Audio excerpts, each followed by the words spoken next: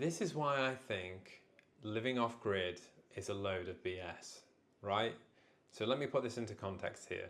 So throughout my time before I moved to Croatia, I watched a lot of YouTube and I was really interested in these people that were living off grid. That would mean that they'd usually buy a house in some random foreign country without any, electrics, without any water, and they'd find their own way of living a more self-dependent way where they don't have to depend on the government or anything like that. And I kind of took that on myself and I thought that was quite an interesting way to live. And because I wanted to be more dependent on myself and, less dependent on the state, I guess, because I wanted more freedom and less control from outside sources, I thought it would be a great idea to do. Anyway, when I bought my house in Croatia, it was pretty much off-grid. Yeah, pretty much fully off-grid. It had no electricity and it had no water. And the sewage line itself as well was, not a septic tank, but something called a crna jama, which is basically a black hole in the floor, which is just a dug hole with a cement top over the top, and everything kind of drains into the ground. So that's what I kind of bought the house with, and I was interested in sort of documenting that off-grid journey. So then I was thinking about the whole water source thing, and I had like this well which could fit 14 cubic litres of water in it, which my other neighbour basically had. And I basically ran a pipe to the neighbour's house and I was using their well water because they weren't really living in that house apart from a couple of weeks of the year. So they were happy for me to kind of use that water. So I then had, more of a experience of using an off-grid water source. And I thought, oh yeah, free water, great, So a lot of these off-gridders, they have a lot less of a capacity than 14, cubic litres of water, 14,000 litres of water, right? They usually have a lot less. I was using this water and I realised that there is many issues for having this kind of water, right? So one is obviously, disinfecting it.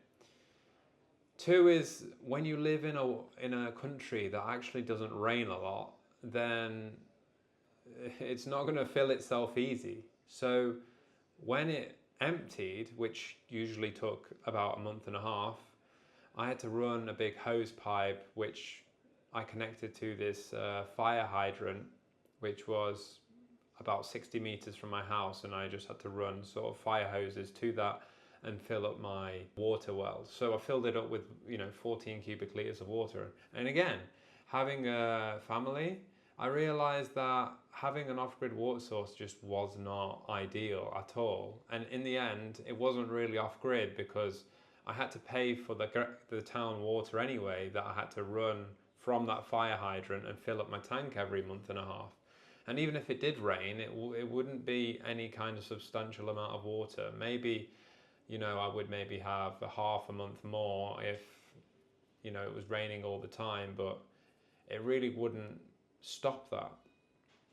So then, yeah, you've got this rainwater that's coming in, and if it's staying in the well for a long time, you've got to think about cleaning the well. You've got to think about the disinfectant side of it. Obviously, I'm putting town water in, so it's kind of already chlorinated and disinfected to a certain extent. But, if it's sitting there for a long time, you can have sort of, I don't know, parasites and random stuff form in that water potentially, and that you've got to be careful not to drink it. And, even if you're washing yourself with it, it's not always ideal. So this was one of the first issues that I realized, that like off-grid water source really wasn't something that's sustainable, and you're going to have to pay for it monthly anyway, And I guess the other option was sort of drilling for water, but that's always kind of like, it's not a sure thing. I guess some person with a scanner can try and find the water, but the drilling costs a lot of money, and I think it would have costed like 5k to drill for this water. And at that point, you've got to test that the water is healthy to drink. and maybe the pressure isn't great, so then you've got to get a pump. You've got to have a pump house. You're going to have to service the pump. You're going to have to have like an expansion vessel and all these kind of things. So it's all added cost, and there's no such thing as just having, oh yeah, I'm drilling the hole in the floor, and this water is going to serve me for however long, and then that hole might close up at some point. The rocks might move in a mini earthquake or something and block up the water source, and then you don't have water there anymore, and then you've got to drill another place. So £5,000's quite a big expense, and if I think about it in a month value, if I'm spending, let's just say €50 a month, for me to get a return on investment on that, it would be around 100 months, I guess. So we're talking like, I don't know, 8-ish years, 7, 8 years. So yeah, that was the first thing.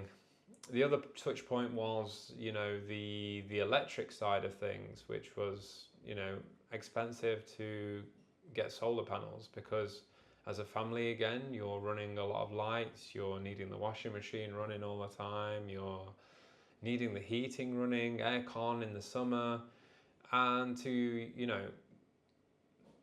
use all those appliances and stuff like that, you need a lot of kilowatts. And the solar panels are only drawing in energy in the sun and in the day, really. So then you've got to think about the days where it's overcast, when it's cloudy. And I had a friend here who lives in Vodica in Croatia, and their house is completely off grid, and they call it a bloody nightmare. So they've got a ton of solar panels, but they have a massive field. They have acres and acres, and they've just made this massive frame for all these solar panels that they've got on, and the investment for that was huge, right? Then they've got a store of massive batteries that they store in the basement. Now, those batteries have been running for some long time now, so they've lost their energy. They're going to have to replace those batteries in some time in the near future, and it's going to cost thousands to do so. So obviously you have batteries that deplete as well. If they don't have enough power in the house, they also have this petrol generator, which will then generate the electricity, but then again it's quite loud, and again they'd have to add the petrol in there somehow, which they'd have to buy from somewhere. So in the end I realized that, okay, well, electrics isn't really a great thing either, on an off-grid kind of thing. It's expensive. It's not just some cheap person's go-to thing. It's actually quite expensive, and unless you kind of living by yourself or on a very minimalistic lifestyle, you and your partner, and you're literally, I don't know, living like hobbits or something, it's not really viable. The next thing was heating. So I thought about this and I was like, well, a lot of these off-gridders, they just have a wood burning stove, right? And then they say, oh, wow, look at me, I live off-grid. I don't have to pay for my central heating because I get to chop down wood and then I just burn it and it's free.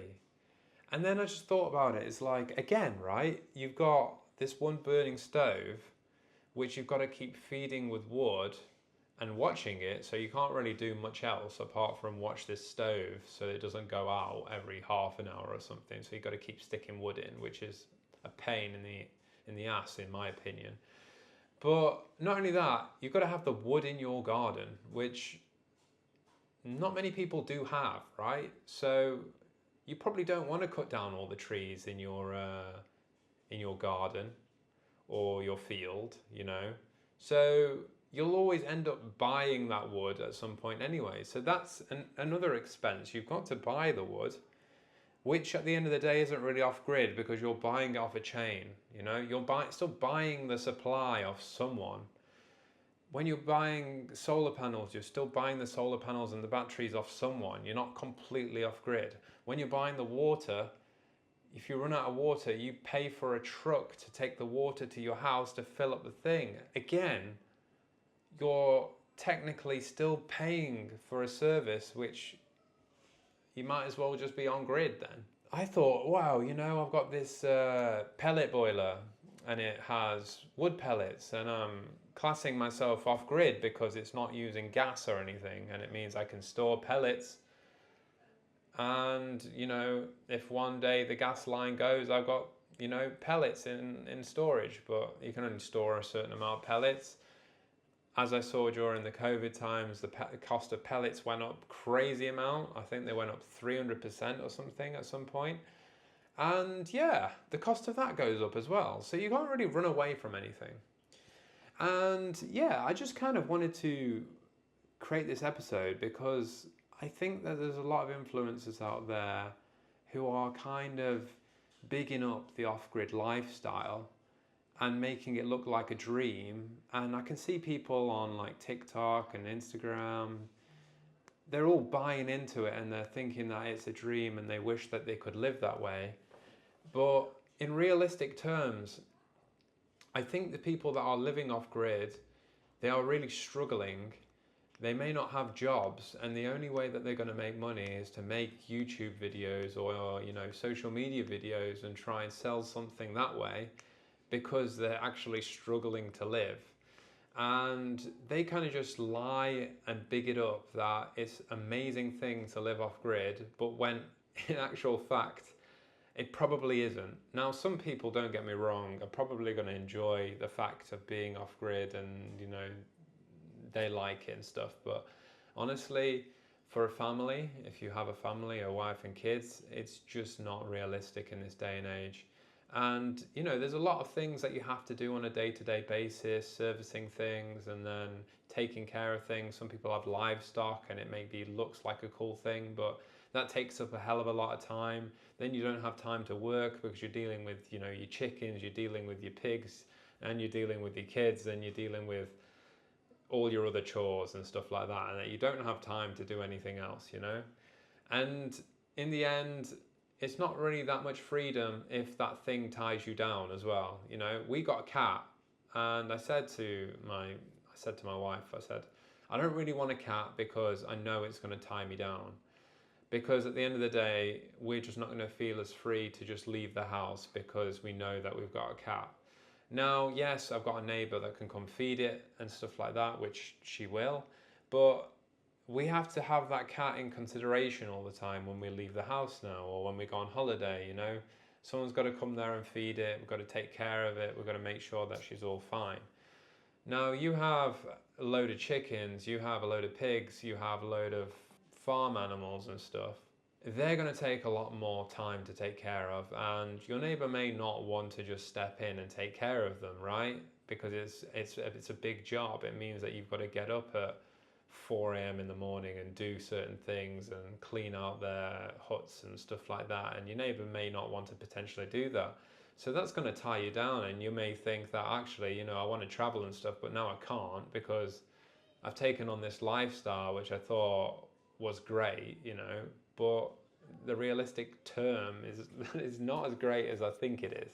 So yeah, this is just a bit of thoughts that I had when I was looking at social media and having, my own experience myself. I know I've made a video myself where I've kind of bigged up being off-grid because I think that's a way that you can sort of regain control and not be part of the system, but at the end of the day it's just not so financially viable. And because of the things that I've figured out now, I've realized that that's not a way that I would want to live anymore, or I'd want to live at all.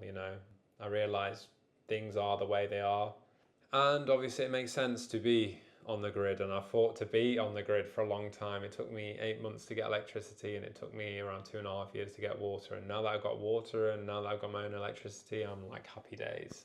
And would I get solar panels? Probably not. I've realised that I don't think they actually are worth the money right now. Maybe they will be more in the future, but things just degrade over time and batteries get worse, and then are you really benefiting anything in the end? So that's all the mathematical side of things anyway that you've got to do for your own circumstances. But this is just my 2 cents that I put together of the realities of living off grid. So I hope you guys kind of enjoyed this. Let me know your own thoughts in your comments below. I would like to know them, whether they're positive or negative, and whether you think I'm right or wrong. It'd be interesting. So thanks for watching, and see you next time.